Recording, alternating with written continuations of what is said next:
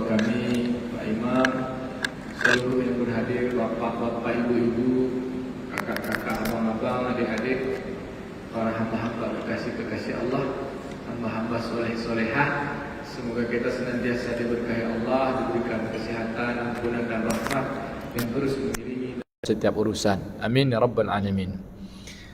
Hari ini tanggal 13 Jumadil Awal tahun 1445 Hijriah, kita dipertemukan oleh Allah Subhanahu wa taala dalam majlis yang penuh kebaikan, majlis yang menguntaikan ucapan-ucapan kemuliaan, majlis yang di dalamnya insyaallah kita membaca ayat-ayat Al-Qur'an, majlis di dalamnya menjadi bagian orang-orang yang mengikuti jalan Rasulullah sang tauladan. Semoga kita semua ini adalah menjadi bagian bekal kita untuk hidup di hari kemudian.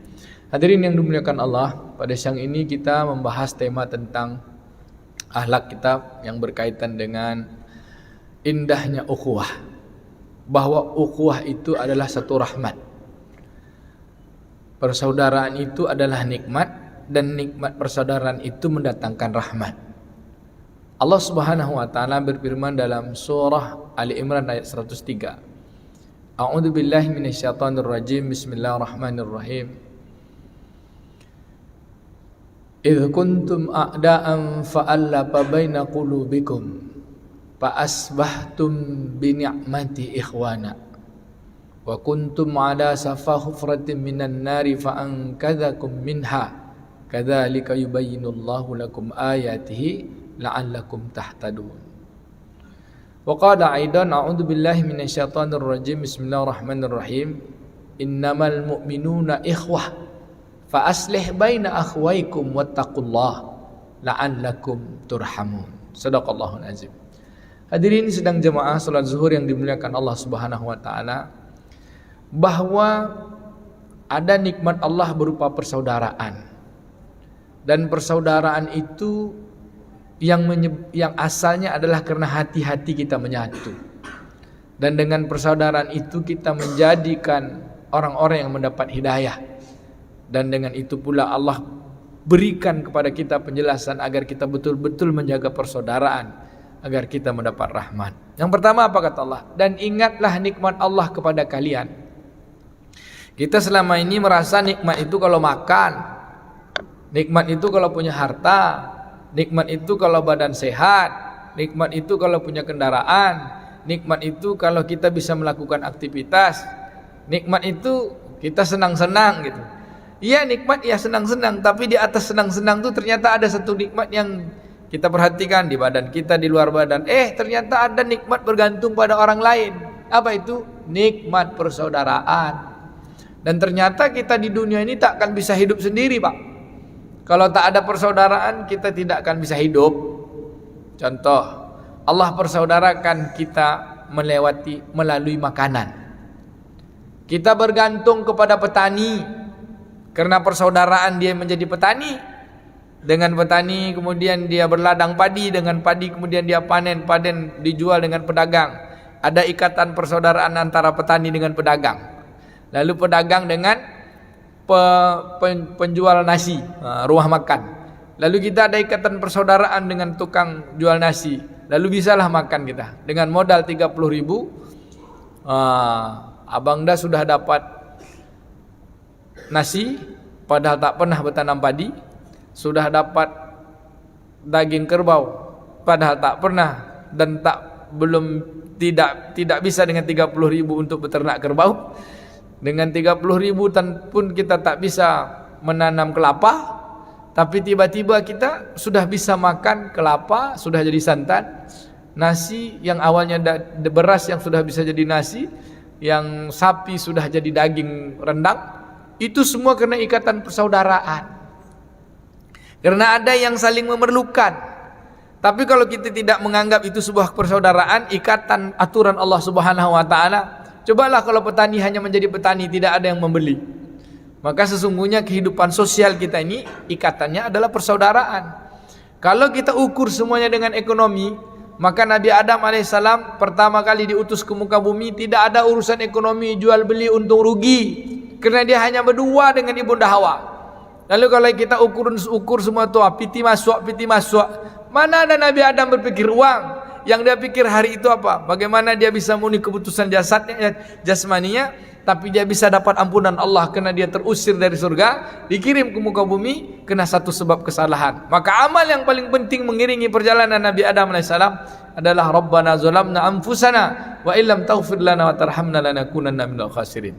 Dan ikatan persaudaraan di antara dua manusia, Ibunda Hawa dan Nabi Adam alaihissalam, dinikahkan, dikawinkan, kemudian lahirlah kita. Kita semua dari satu, dari badan yang satu, dari jasad yang satu, Adam alaihissalam. Berarti kita semua ini adalah bersaudara.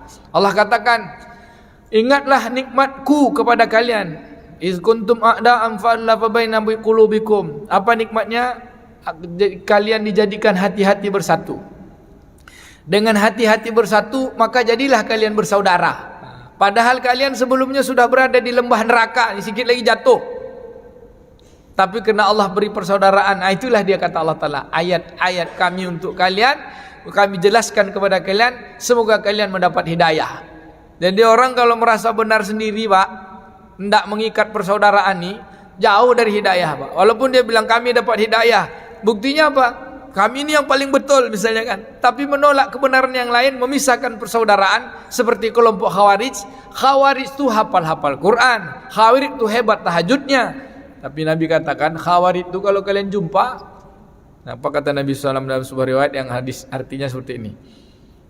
Ada satu golongan nanti umatku di akhir zaman, mereka membaca Quran itu lancar. Lancarnya mereka fasih terhadap Al-Quran. Mereka solatnya juga luar biasa. Dan Nabi kalau kalian tapi mereka membaca Al-Quran antara kerongkongan cuma sampai mulut. Kalau kalian jumpa mereka, qataltuhum kata Nabi. Apa? Habisi mereka, lawan mereka. Bapak Ibu yang dimuliakan Allah Ta'ala, kelompok mana nih? Kelompok yang tak menganggap kita ini adalah saudara. Tak menganggap orang-orang beriman itu bersaudara, yang dirinya aja lah cuma yang betul.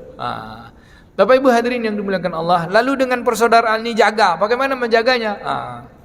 Dia ada sebuah nikmat seperti kita jaga makan 3 kali sehari, ya bang, pagi, siang, malam kita jaga. Tak ada yang mau lapar. Lalu bagaimana menjaga persaudaraan? Kata ulama, menjaga persaudaraan ini islah. Itulah dia ada ayat pada surah Al-Hujurat ayat ke-11.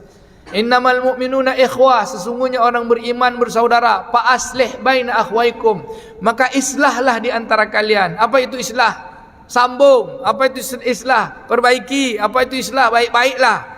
Maka islah ni wujud dalam perbuatan kita adalah silaturrahim, sambung kasih sayang. Bagaimana kasih sayang bisa ada? Sayang itu bukan di mulut, tapi sayang itu ada rasa. Maka ada perhatian kepada saudara-saudara kita. Yang miskin jangan sampai tidak makan, yang susah jangan sampai sulit dengan kesusahannya, yang masih bodoh dengan pengetahuan beri pengetahuan untuk mereka cerdas. Dan masih dalam keadaan lembah maksiat, mari kita bawa sama-sama ke jalan taat. Dan saudara kita di Palestina dalam penderitaan, mari kita bantu mereka dengan doa, dengan ucapan, dengan harta, bahkan dengan bukti perjuangan kita bahwa kita bersaudara dengan mereka. Apa bukti perjuangan kita? Kita tak bisa hadir ke sana. Yang dipatwakan oleh Majelis Ulama Indonesia, boikot produk-produk yang mendukung penjajahan yang dilakukan oleh Zionis, Yahudi laknatullah alaih, Israel yang pada hari ini yang mereka namakan negara mereka. Hadirin yang dimuliakan Allah SWT, maka silah baina akhwaikum. Apa ujungnya kalau umat Islam sudah saling berislah, umat Islam saling menyambung, saling bersatu hatinya? Apa kata Allah ujung dari ayat ini? La'allakum turhamun, semoga kamu mendapat rahmat. Jadi surga itu dalam rahmat Allah, Pak. Kita tak akan bisa masuk surga tanpa rahmat Allah. Mana itu? Contoh, ada seorang wanita ahli ibadah, tapi ada perilakunya yang tidak membawa rahmat. Dia kurung kucing sampai kelaparan, kemudian kucing itu mati dalam kurungannya. Kata Nabi, itu wanita ahli ibadah masuk neraka, karena hatinya tak ada rasa sayang. Lalu ada seorang wanita pezina yang kita tahu betul, masyhur ceritanya, dijelaskan dalam hadis Nabi, kisah umat-umat sebelumnya. Seorang wanita pezina dalam perjalanan taubat, tapi di dalam hatinya ada rasa kasih sayang, kasihan kepada seekor anjing dalam keadaan haus. Dengan kasihannya ia ambil air. Ya, air itu jauh berada di dalam jurang. Dia ambil air dengan sepatu botnya, lalu digigitnya sepatu itu untuk membawa air dalam pendakiannya, menaiki tepian jurang. Kemudian setelah itu ia kasih minum itu anjing, lalu anjing hilang hausnya dalam perjalanan itu. Kemudian seorang wanita pezina ini meninggal dunia. Maka kata Nabi, wanita itu dia masuk ahli surga. Apa bedanya Pak? Satu ahli ibadah tapi tak ada sifat kasih sayang. Satu lagi walaupun dia pendosa dengan taubatnya tapi ada sifat kasih sayang. Kasih sayang itulah rahmat, dan Allah menyebutkan dirinya dengan sifat kasih sayang itulah yang paling utama. Allah yang punya nama, dia adalah Tuhan. Dia katakan qul huwa Allah, katakanlah dia adalah Allah. Siapa Allah? Ar-Rahman Ar-Rahim.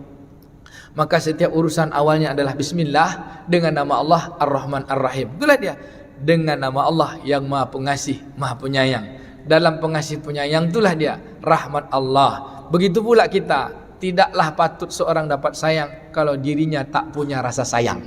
Semoga kita menjadikan jalan ukhuwah di antara kita adalah sebab datangnya rahmat Allah Subhanahu wa taala. Maka perkuatkanlah ukhuwah di antara kita, di antara sesama orang beriman, dengan saling mendoakan, dengan saling membantu, dengan saling sama-sama berjuang. Insyaallah kita dikumpulkan dalam rahmat Allah di padang mahsyar kelak. Amin ya rabbal alamin. Subhanakallahumma wa bihamdika nasyhadu an la ilaha illa anta nastaghfiruka wa natubu ilaik. Wa sallallahu ala nabiyyina Muhammadin wa ala alihi washabbihi ajma'in. Walhamdulillahi rabbil alamin. Wassalamualaikum warahmatullahi wabarakatuh.